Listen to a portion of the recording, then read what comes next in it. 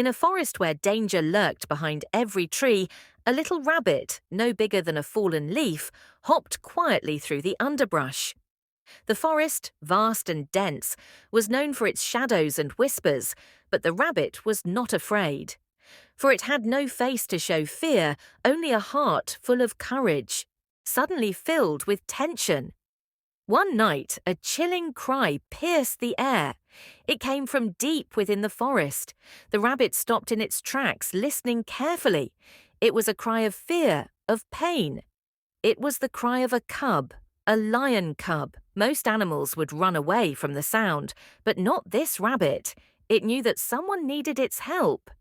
Moving silently between the shadows, the faceless rabbit approached the source of the cries. There, tangled in a trap set by hunters, lay a frightened, tiny lion cub.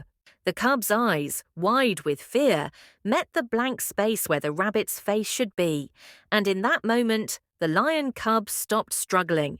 The faceless creature before it wasn't there to harm, it was there to help. But danger was near. The forest was never truly silent, and the hunters, the ones who had set the trap, were returning. The rabbit's ears twitched. They had only moments to escape. Without a word, because the faceless rabbit couldn't speak, it nudged the cub. Together they ran, faster than they had ever run before.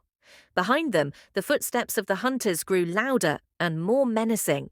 The forest seemed to stretch forever, but the rabbit didn't stop. It knew the way. It knew how to keep them safe. Just when it seemed like all hope was lost, they disappeared into the mist. The forest seemed to stretch forever, but the rabbit didn't stop. It knew the way. It knew how to keep them safe.